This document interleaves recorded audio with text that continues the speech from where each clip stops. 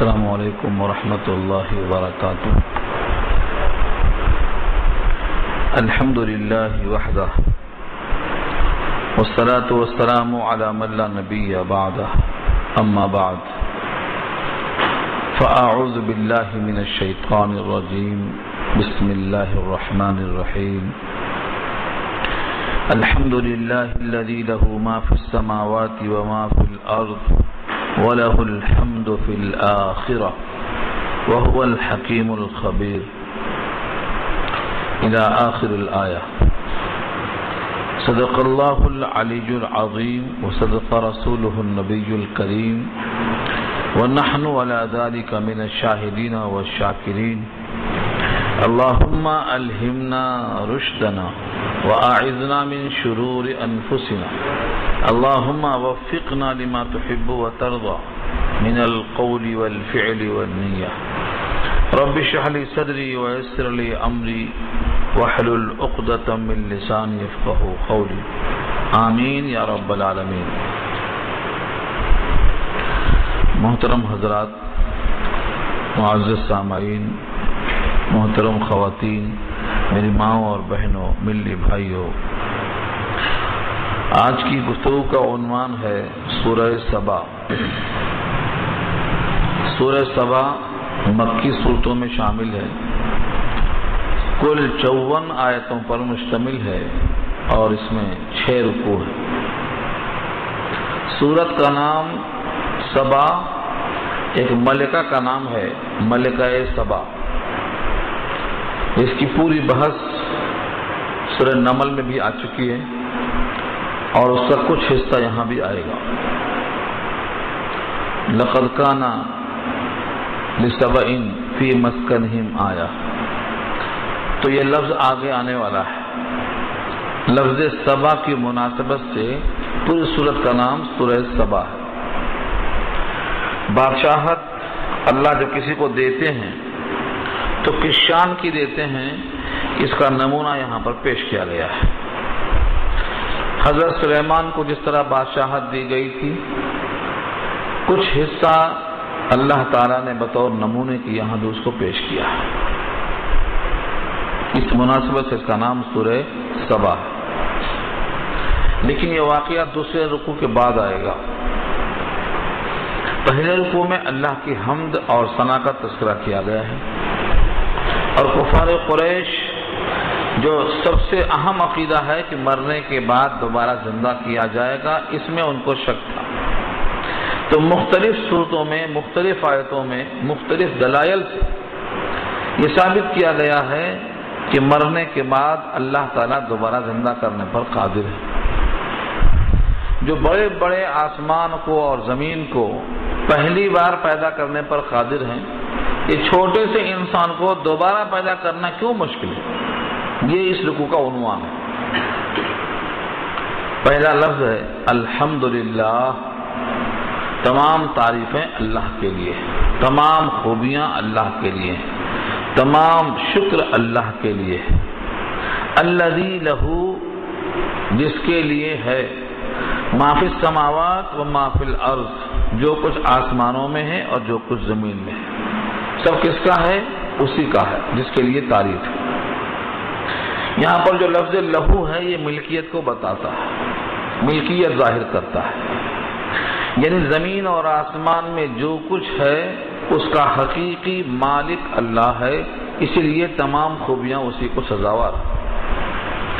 دنیا میں جتنی چیزوں کی ملکیت بتائی جاتی ہیں یہ سب مستعار اور عارضی ہیں، حقیقی ملکیت اللہ کی ہے.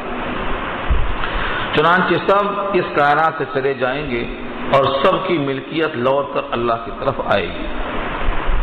اسی واسطے کہا گیا ہے لہو ما فی السماوات و ما فی الارض، اسی کے لیے ہیں آسمان میں جو کچھ ہیں اور جو کچھ زمین میں ہے.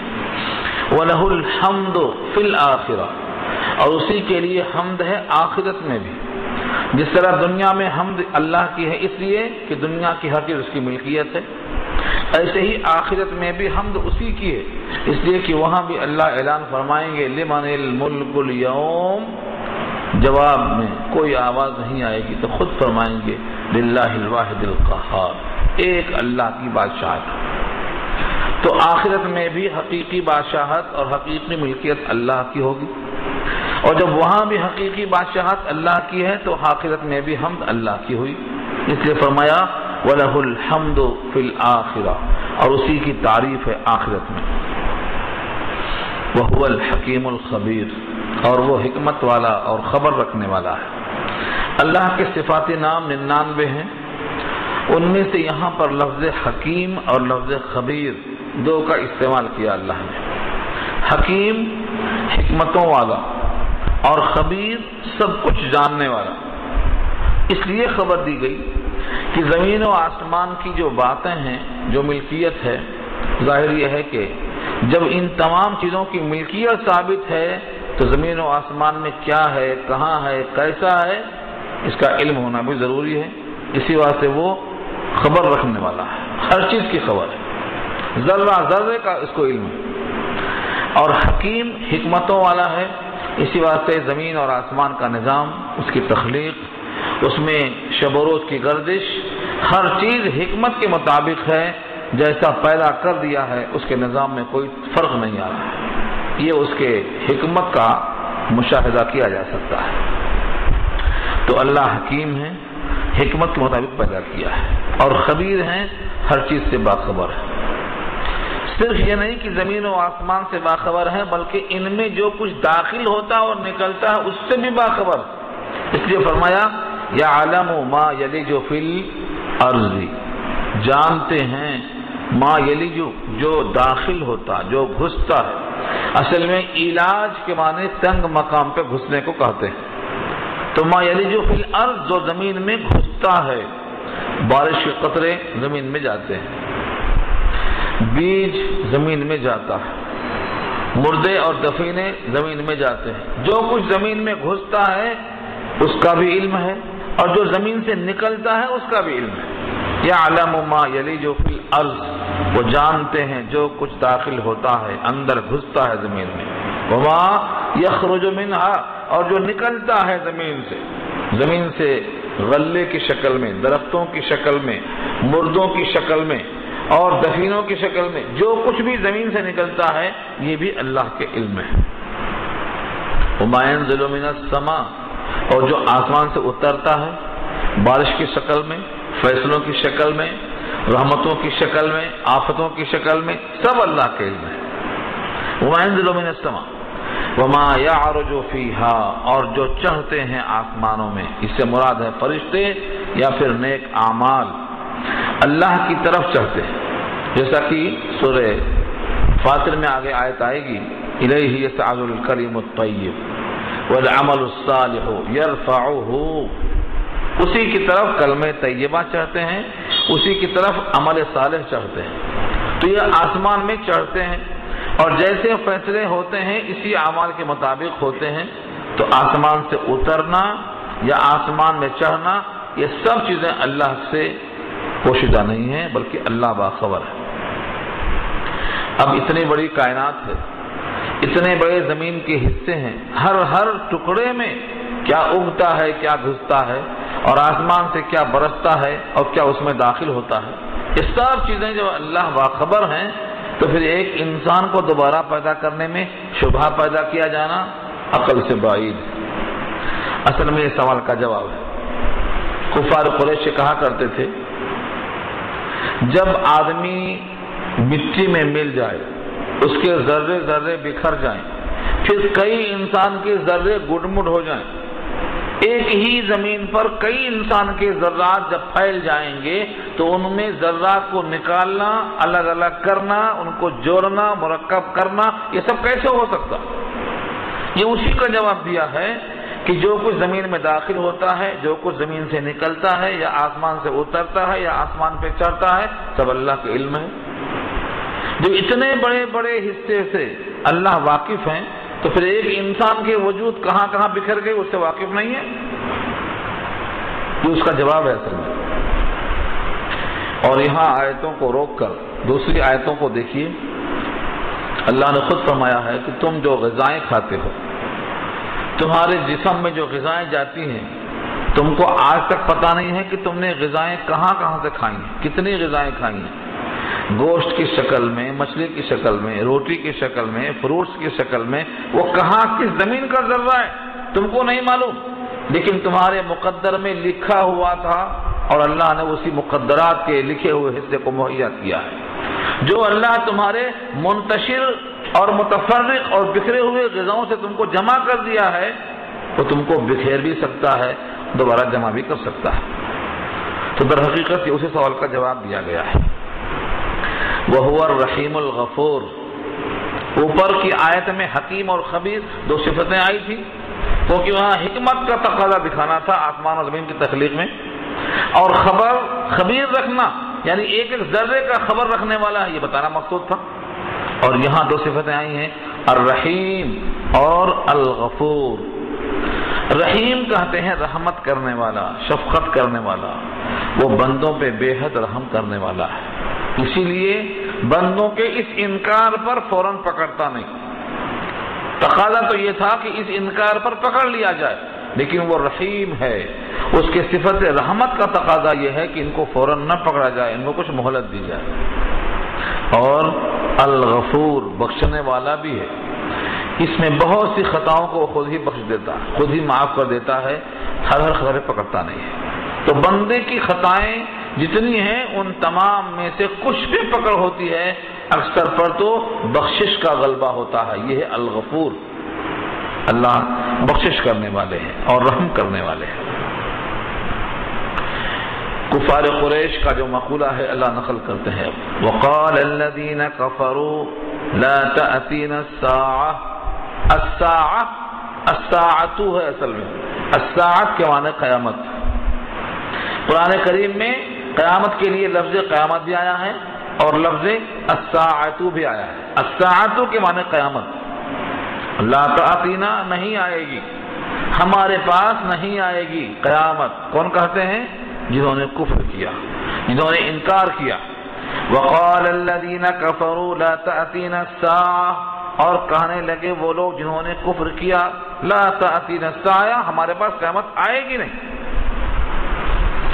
آج کتنے لوگ ہیں جن کا عقیدہ یہ ہے، اکثر یہ کہتے ہیں مر گئے تو قصہ ختم، قیامت ہمارے پاس نہیں آئے گی۔ یہ ان کا یقین ہے جس کی بنیاد پر سرکشی کر رہے ہیں، دھاندلی کر رہے ہیں، دھوکہ بازی کر رہے ہیں، جھوٹ کر رہے ہیں۔ ان کو یقین ہے کہ ہمارے پاس قیامت نہیں آئے گی۔ قیامت کے نہ آنے کی دو چیزیں ہیں، دو وجہ ہیں جو ان کے دماغ میں ہیں۔ ایک تو یہ کہ یہ کیسے ہو سکتا ہے، قدرت سے بعید ہے۔ پھر سے دوبارہ پیدا کرنا، ساری کائنات کو زندہ کرنا، یہ ان کے دماغ میں آتا نہیں کہ عقل سے بعید مانتے ہیں اسے۔ دونوں قسم کا جواب دیا اللہ نے۔ قل، آپ کہہ دیجئے، بلا، ہاں کیوں نہیں، بلا کے معنی ہاں کیوں نہیں، وربی، میرے رب کی قسم ہے، یہ واو قسمیہ، ہاں کیوں نہیں، میرے رب کی قسم ہے، لتأتینکم، وہ تمہارے پاس ضرور آئے گی۔ اس میں دو لفظ ہے جو تاکید کے واسطے آتا ہے، ایک تو لام زبر لا، لام مفتوحہ کہلاتا ہے، دوسرے نون پر تشدید ہے جو نون مشددہ کہلاتی ہے، نون مشدد آخر میں اور لام زبر لا مفتوحہ لام کہلاتا ہے یہ شروع میں، یہ دونوں تاکید کے واسطے آیا ہے۔ لتأتینکم، البتہ وہ تمہارے پاس ضرور آئے گی، ضرور آئے گی۔ یہ کیسے معلوم ہوا؟ فرمایا عالم الغیب، عالم الغیب، اس ذات کی قسم جو عالم الغیب ہے، یعنی ہر وہ چیز جو غائب ہے اس کا علم رکھتا ہے۔ وہ علم الہی اتنا محیط ہے کہ علم غیب اس کو حاصل ہے، تو اس کو عالم کہتے ہیں، جاننے والا، عالم الغیب۔ اور یہ بحث کئی دفعہ آ چکی ہے، جو انسان کی آنکھوں سے نظر نہ آئے، کان سے سنائی نہ دے، ناک سے سونگھنے میں نہ آئے، زبان سے چکھنے میں نہ آئے، ہاتھ سے چھونے میں نہ آئے، ان تمام چیزوں کو غیب کہا جاتا ہے۔ فرماتے ہیں عالم الغیب، اللہ تعالی غیب کو جاننے والے ہیں۔ کیسے، کتنا محیط ہے ان کا علم کہ غیب کو جانتے ہیں؟ فرمایا لا يعزب عنہ مثقال ذرۃ فی السماوات ولا فی الارض، نہیں غائب ہو سکتا ہے اس سے ذرہ کے برابر مسقال ذرہ، مسقال ثقل سے بنا ہے برابر وزن. ذرہ دنیا کا سب سے چھوٹا جو تنکا ہوتا ہے، چھوٹا جو ذرہ ہوتا ہے، زمین کے ذرات میں سب سے چھوٹا جو حصہ ہوتا ہے، اللہ نے اس ذرے کو یہاں ظاہر فرمایا ہے.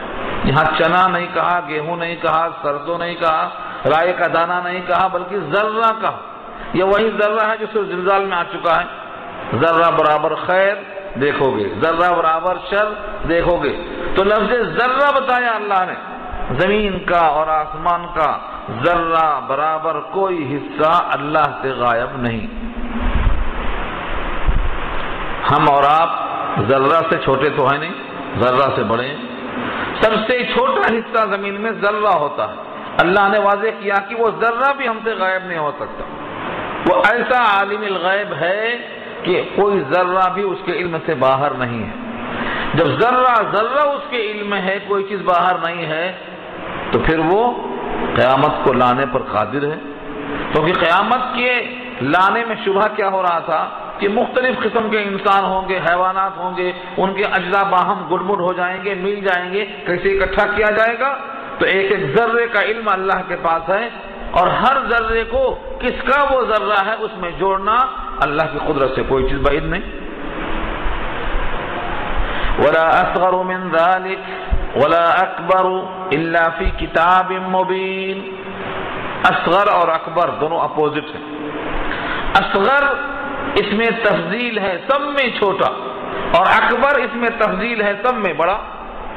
آپ کہتے ہیں اللہ اکبر، تو اللہ کو یہاں سب سے بڑا بتانا ہے، ہر شے سے بڑا. اور اکبر جس طرح سے بڑا ہونے میں اس میں تفضیل ہے، سپر ہے، ایسے ہی اصغر چھوٹا ہونے میں سب سے سپر ہے اور اس میں تفضیل ہے. تو دو چیزیں ہو گئی، اصغر اور اکبر. اللہ فرماتے ہیں ہم نے ذرے کی مثال دی ہے کہ ذرہ کے برابر بھی کوئی چیز آسمان اور زمین میں غائب نہیں ہوتی ہے.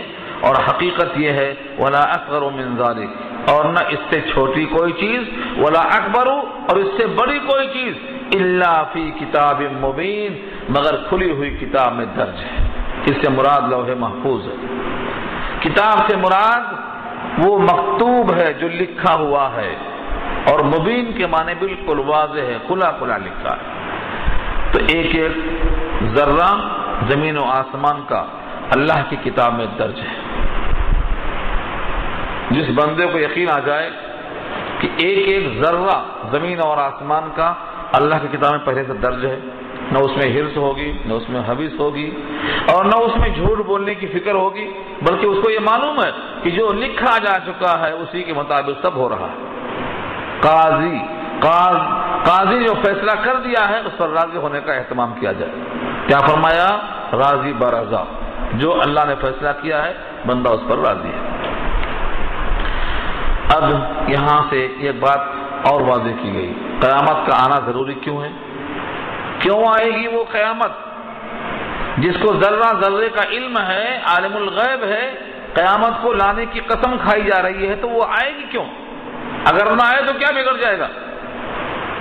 فرمایا اس لیے آئے گی کہ جو مومن ہیں، عمل صالح کرتے کرتے عمر گزار دیے ہیں، ان کو ان کے ایمان کی جزا ملنا ہے. اور جو فاسق و فاجر ہیں، گمراہ اور بھٹکے ہوئے ہیں، اور اللہ کے غدار ہیں، ان کے غداری کی سزا ان کو بھگتنا ہے. یہ دونوں چیزیں باقی اللہ نے واضح کر دیا. لیجزی الذین آمنوا وعملوا الصالحات، لیجزی تاکہ بدلہ دیا جائے، تاکہ بدلہ دے الذین آمنوا ان کو جو ایمان لائے، یقین کیے، وعملوا الصالحات اور عمدہ کام کیے. عمدہ کام کی تعریف بارہا یاد کرائی گئی. عمدہ کام کیا ہے؟ جو ہم کو اچھا لگے وہ عمدہ ہے یا نہیں سوچنا. عمدہ وہ ہے جو اللہ کے حکم اور نبی کے طریقے کے مطابق ہو، وہ عمدہ ہے، اس کو صالح عمل کہا جاتا ہے. رب کی رضامندی اسی سے حاصل ہونے والی ہے. تو فرمایا کہ تاکہ بدلہ دے ان کو جو یقین لائے اور بھلے کام کیے.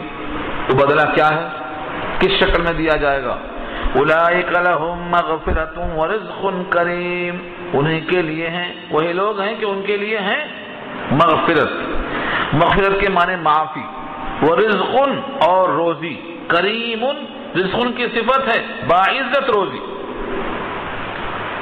جنتیوں کے لیے اکثر مقام پر رزق کے ساتھ کریم آیا ہے، اور کریم بنا ہے اکرام سے، مکرم کے معنی محترم، عزیز۔ جب کسی عزیز مہمان کی ضیافت کی جاتی ہے تو کوئی شے بھی اکرام سے پیش کی جاتی ہے۔ اللہ تعالیٰ جنتیوں کے لیے نعمتوں کو حقارت سے نہیں دیں گے، اکرام سے دیں گے، احترام کے ساتھ پیش کریں گے۔ دنیا میں بہت سے لوگ دیتے ہیں مگر اکرام سے نہیں دیتے۔ آپ نے کبھی کبھی کسی خوددار فقیر کو دیکھا ہے؟ آپ پیسہ پھینک دیجئے تو کہے گا نہیں، اٹھا کر دیجئے۔ کیوں ایسا کہا تھا اٹھا کر دیجئے؟ کیونکہ عزت نفس چاہتی ہے کہ ہم کو ذلت سے نہ دیا جائے، اکرام سے دیا جائے۔ دنیا کا کوئی دینے والا جب دیتا ہے تو اس کے دل میں احساس برتری ہوتی ہے، احساس برتری کے ساتھ وہ دیتا ہے۔ اسی واسطے حدیث میں آتا ہے دینے والا ہاتھ اوپر ہوتا ہے، دینے والا ہاتھ نیچے ہوتا ہے، اور دینے والا ہاتھ اچھا ہوتا ہے دینے والے ہاتھ کے مقابلے میں۔ الید العلیٰ خیر من ید السفلی۔ لیکن جب اللہ عطا فرمائیں گے تو وہاں اکرام ہوگا، احساس سے برتری، کسی کو احساس سے کمتری نہیں ہوگی۔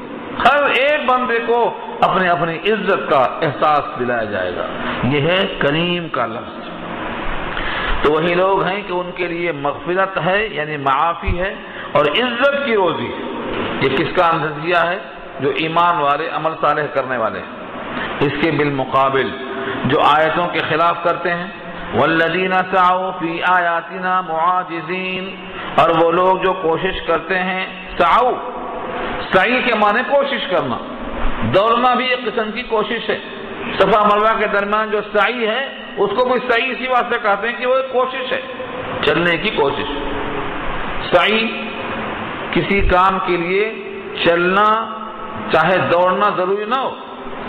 جمعہ کی اذان ہو گئی، اللہ نے کہا فسعوا الی ذکر اللہ، دوڑو، مگر وہاں دوڑنا مراد نہیں ہے، اس کے لیے کوشش کرنا مراد ہے۔ نہانا، دھونا، کپڑے پہننا، مسواک، سرما، عطر، سب اس میں آتا۔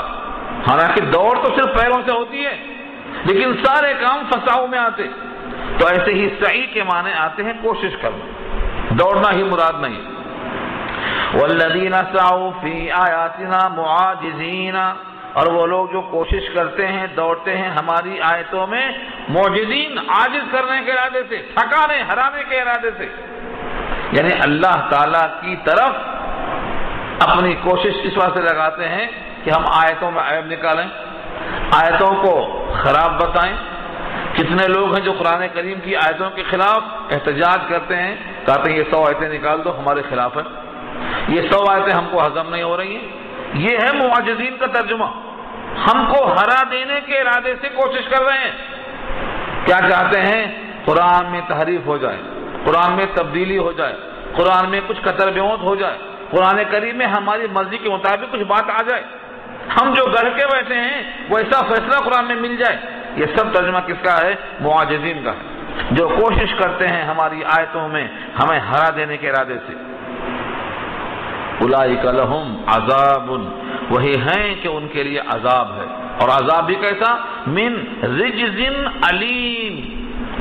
عذاب کی ایک صفت ہے علیم، عذاب کی صفت ہے علیم، المناک عذاب، اور رجزن اس کی وضاحت ہے من رجزن، اور رجز کے معنی آتے ہیں انتہائی کربناک، انتہائی سخت، انتہائی ذلیل کرنے والا عذاب۔ یہ ترجمہ کس کا ہے؟ رجز کا ہے۔ رجز کے معنی آتے ہیں دردناک، المناک عذاب ان کے واسطے رکھا اللہ نے۔ کہیں کہیں عذاب کے ساتھ عظیم ہے، کہیں علیم ہے، اور کہیں رجزن علیم ہے۔ یہ عذاب کی سختی کا تذکرہ کرنا مقصد ہے۔ سوچو، جس اللہ نے کائنات کو پیدا کرنے کے بعد اس عذاب کو عظیم بتایا ہو، اس اللہ کی طرف سے یہ عذاب کتنا سخت ہوگا جو ان کے واسطے ہے، جو آیتوں میں ہرانے کے لیے اور آیتوں کو خراب کرنے کے واسطے کوششیں کرتے ہیں، ہماری آیتوں کے ہرانے کو، یعنی اس میں عیب اور کجی اور کمی نکالنے کو کوشش کرتے ہیں۔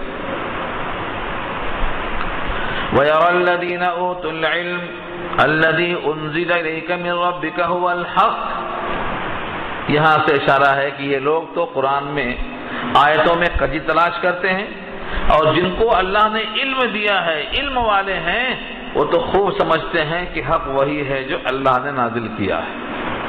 انہی لوگوں میں سے کفار قریش میں سے بھی جو لوگ صاحب ایمان بنے، یا یہودیوں میں سے جو صاحب اسلام بنے، یا عیسائیوں میں سے جو صاحب اسلام بنے، وہ کون لوگ تھے؟ اس میں سے کچھ لوگ تھے جو اہل علم تھے، تورات کے ماہر تھے۔ وہ لوگ جب اسلام میں آئے تو معلوم کیا ہوا کہ جو اہل علم تھے انہوں نے بھی یہ بات کو مان لیا کہ اللہ نے جو کچھ نازل کیا ہے وہ حق ہے۔ جب ایک طبقہ حق مانتا ہے، اب بھی اگر تم اس کو حق نہیں مانتے ہو تو اپنے ہی ساتھیوں کے خلاف جا رہے ہو، حد نہیں کر رہے ہو۔ وَيَرَى الَّذِينَ أُوتُوا الْعِلْمَ، اور دیکھ لیں وہ لوگ جن کو ملا ہے علم، جن کو سمجھ ملی۔ وَيَرَى، را یرا، دیکھ لیں، الَّذِينَ أُوتُوا الْعِلْمَ، جو دیے گئے ہیں علم یعنی سمجھ، الَّذِي أُنزِلَ إِلَيْكَ مِن رَبِّكَ، کہ جو نازل کیا گیا ہے آپ کی طرف، آپ کے رب کی جانب سے، هو الحق، وہی حق ہے، وہی ٹھیک ہے۔ اور حق ہونا صرف کافی نہیں، آگے فرمایا وَيَهْدِي، اور وہ حق بھی ہے اور سجھاتا بھی ہے، رہنمائی کرتا ہے، گائیڈ کرتا ہے، إِلَى صِرَاطِ الْعَزِيزِ الْحَمِيدِ، اس راستے کی طرف جو راستہ ہے زبردست خوبیوں والے کا۔ صراط کے معنی راستہ، العزیز غالب، اور الحمید خوبیوں والا۔ یہ اللہ کے صفات ناموں میں سے الحمید ہے، جو اپنی ذات میں وہ خوبیوں والا ہے، کائنات میں کوئی حمد بیان نہ کرے تب بھی وہ اپنے ذات میں خوبیوں والا ہے۔ اور العزیز غالب ہے، جب کسی کی رہنمائی کر دیتا ہے تو راستہ اس کا کوئی چھین نہیں سکتا ہے۔ دو صفتیں بتائی۔ اور سجھاتا ہے وہ صراط مستقیم کو، جو راستہ ہے غالب اور خوبیوں والے کا۔ اس کے برخلاف کفار قریش میں سے بعض نے یوں کہا، نبی صلی اللہ علیہ وسلم کا نام لیے بغیر کہا، آؤ ہم تم کو بتاتے ہیں ایک ایسا آدمی ہے جو یہ کہتا ہے کہ جب تم چندی ہو جائیں گے، ٹکڑے ٹکڑے ہو جائیں گے، تو تم کو پھر نئے سرے سے پیدا کیا جائے گا۔ نام نہیں لے رہا۔ کیوں کہا یہ کافروں نے؟ اور نام کے بغیر کیوں کہا؟ نبی کی تحقیر کرنے کے واسطے نام لینا پسند نہیں کیا۔ ایسا لگتا ہے کہ جیسے سوائے اس جملے کے کہ وہ دوبارہ پیدا ہونے کی طرف بات کرتے ہیں، وہ نبی کو نہ جانتے، نہ پہچانتے، نہ نام سے واقف، نہ صفات سے واقف، نہ پیدائش سے واقف، نہ ان کے حالات سے واقف۔ ایسا انداز ہے۔ حالانکہ یہ لوگ بچپن سے، چونکہ نبی صلی اللہ علیہ وسلم مکے میں پیدا ہوئے اور 40 سال ان کے درمیان رہے، تو ان کا بچپن بھی دیکھا ہے، ان کا شباب بھی دیکھا ہے، صداقت بھی دیکھی ہے، امانت داری بھی دیکھی ہے، وعدہ وفائی بھی دیکھی ہے۔ ان تمام کا ذکر کیے بغیر ایک ایسا جاہلانہ اور ایسا انداز اختیار کیا ہے جیسے وہ پہچانتے ہی نہیں ہیں، اور صرف ایک اجنبی آدمی کچھ دعویٰ کر بیٹھا ہے، اس کی تحقیر کرنا مقصد ہے۔ لفظوں کو دیکھو، وقال الذین کفروا، اور کہا ان لوگوں نے جنہوں نے کفر کیا، هل ندلکم، کیا تم کو ہم رہنمائی کریں، کیا تم کو ہم بتائیں، علی رجل، ایک ایسے آدمی کا پتہ بتائیں، ینبئکم، جو تم کو بتلا رہا ہے، تم کو خبر دے رہا ہے۔ کیا خبر دیتا ہے؟ وہ اس کا مقولہ ہے، اذا مزقتم کل ممزق، مزقتم، اور مزقن کے معنی آتے ہیں چندی چندی، ٹکڑے ٹکڑے ہو جانا۔ اذا مزقتم، جب تم پھٹ کر ہو جاؤ، کل ممزقن، پوری طرح ٹکڑے ٹکڑے، انکم لفی خلق جدید، بے شک تم البتہ نئی تخلیق میں آؤ گے، نئے سرے سے بننا ہے تم کو، پھر سے انسان بننا ہے، یہ وہ دعویٰ کرتا ہے۔ کتنا عجیب بات ہے، کتنا حقیرانہ انداز پیش کیا، یعنی گویا ایک آدمی ہے جو ایسا کہہ رہا ہے۔ حالانکہ یہ کہا جا سکتا تھا کہ فلاں صاحب جن کو ہم بچپن سے جانتے ہیں، اب تک سچ بولتے تھے، صادق الامین تھے، وعدے کے پابند تھے، اور قریش کے چشم و چراغ تھے، یہ سب کہنے کے بجائے تحقیر کا انداز اختیار کیا کہ ایک ایسا شخص ہے جو تمہیں یہ کہتا کہ جب تم چندی ہو جاؤ گے تو تم کو پھر سے پیدا کیا جائے گا، نئے سرے سے پیدا کیا جائے گا۔ ظاہر ہے کہ یہ بات تو ماننے کی نہیں ہے، پھر سے پیدا کیا جائے گا، یہ بات تو ماننے کی نہیں ہے۔ اب دو ہی راستہ ہے، یا تو وہ آدمی کا دماغ درست نہیں ہے، اور یا تو کسی وجہ سے وہ اللہ پر جھوٹ افترا پردازی کرتا ہے، تہمت کرتا ہے۔ دو راستہ ہے۔ افترا علی اللہ کذبا، بنا لایا ہے اللہ پر جھوٹ۔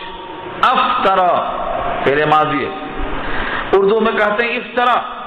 افترا جھوٹ گڑھنا، کسی بات کو بہتان تراشی کو ہم اردو میں افترا کہتے ہیں، یا افترا فعل ماضی ہے، بنا لایا علی اللہ کذبا، اللہ پر جھوٹ۔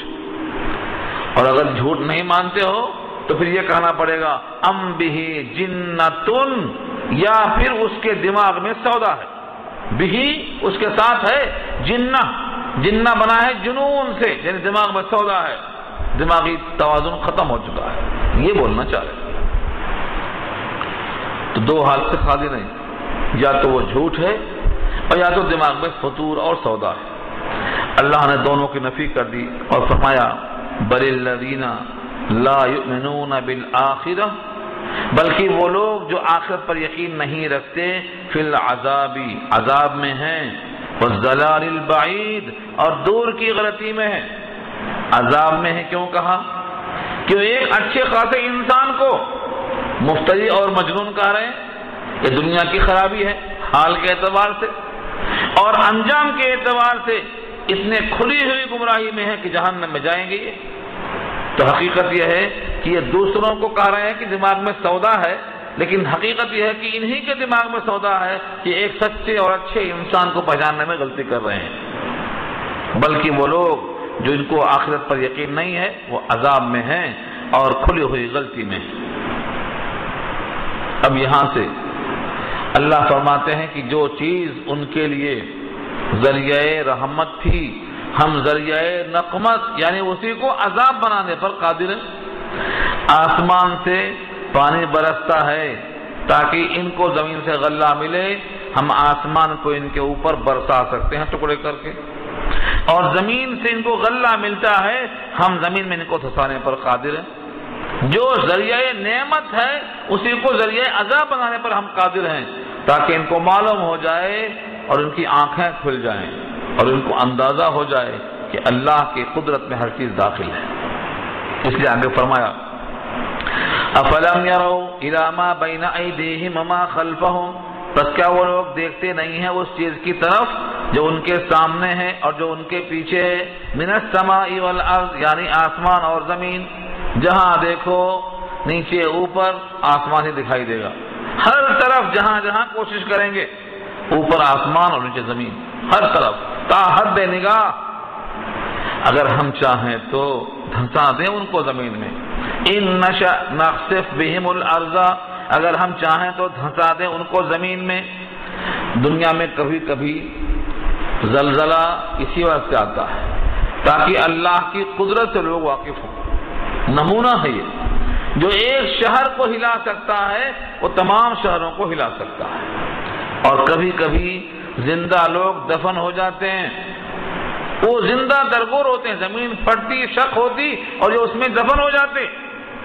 یہ قدرت بتائی جاتی ہے تاکہ بندوں کو اللہ کی قدرت پر مشاہدے کی شکل میں دیکھنا آ جائے۔ یہاں اشارہ ہے ان نشا، اگر ہم چاہیں، نخسف بہم الارض تو دھسا دیں ہم ان کو زمین میں، او یا نسقط علیہم کسفا من السماء، گرا دیں ان پر ہم کوئی ٹکڑا آسمان سے۔ آسمان سے ٹکڑا توڑ کر گرانا ہمارے واسطے یہ بھی آسان ہے۔ یہ دو چیزوں کو بتایا اللہ نے، زمین اور آسمان کو جو ذریعہ ہے ان کی رحمت اور راحت کا، ہم اسی کو بنا دیں عذاب کا ذریعہ، ایسا ہم کرنے پر قادر ہیں۔ ان فی ذلک لآیہ، بے شک اس میں نشانی ہے، لکل عبد، ہر بندے کے لیے، لیکن اس بندے میں ایک شرط ہونا چاہیے، وہ ہے منیب، اور منیب کا مادہ ہے انابت، رجوع ہونا۔ جس بندے کو رجوع کرنا آ گیا اس بندے کو ان چیزوں میں نشانی نظر آئیں گی۔ زمین میں نشانی ہے دھسنے میں، اور آسمان میں نشانی ہے بارش برسنے میں، جو پانی برسا سکتا ہے، زمین سے غلہ اگا سکتا ہے، وہ ان کو اپنا حکم دے کر دھنسا سکتا ہے، ٹکڑے آسمان سے گرا سکتا ہے، بشرطے کہ بندے میں انابت ہو، رجوع ہو۔ ان فی ذلک لآیہ، بے شک اس میں نشانی ہے، لکل عبد منیب، ہر ایسے بندے کے واسطے جس بندے میں انابت اور رجوع ہو جائے۔ اب ہر بندہ دعویٰ کرتا ہے کہ میرے اندر انابت ہے، میں رجوع کرنے والا ہوں، میں بہت زیادہ عمدہ ہوں۔ یہاں سے ایک رکوع مکمل اپنے ان بندوں کا تذکرہ اللہ فرمائیں گے جس بندے کو انابت حاصل تھی۔ تب معلوم ہوتا ہے کہ انابت اور رجوع کس کو بولتے، کون سا بندہ منیب ہے۔ جو منیب ہے نشانی اس کے لیے ہے، اور منیب کون سا بندہ ہے اس کا نمونہ پیش کیا اللہ نے، اور نمونے کے طور پر نام لیا حضرت داؤد کا، حضرت داؤد کا نام پیش کیا ہے، اور ان کے بیٹے سلیمان کا تذکرہ کیا ہے، اور ان کے ضمن میں ملکہ سبا کا تذکرہ کیا ہے، اور ان کے سفر میں جو راحتیں تھیں ان کا تذکرہ کیا ہے۔ یہ پورے ایک رکوع میں مکمل یہ بحث آ رہی ہے کہ اللہ تعالیٰ نے جب کسی بندے کو انابت دی ہے تو وہ بندہ رجوع کیسے ہوتا ہے، کیسے موقع پر کیسے متوجہ ہوتا ہے۔ یہ شان جس بندے کو حاصل ہو، نشانیاں اس کو مل جائیں گی۔ تو یہ واقعہ چونکہ بیان ہو چکا ہے، سورہ انبیاء میں آ چکا ہے، اور کئی مقامات پہ آ چکا ہے، یہاں اس رنگ میں دیکھنا ہے کہ بندہ منیب کیسا ہوتا ہے۔ جس بندے کو اللہ تعریف کرتے ہیں کیا پیارا بندہ ہے، یہ تو بہت عمدہ ہے، منیب ہے، بلکہ اواب ہے، بہت زیادہ رجوع ہونے والا ہے، اس بندے کے واقعات یہاں پر آپ دیکھیں اس نگاہ سے۔ یہ رکوع انشاءاللہ آئندہ آ رہا ہے۔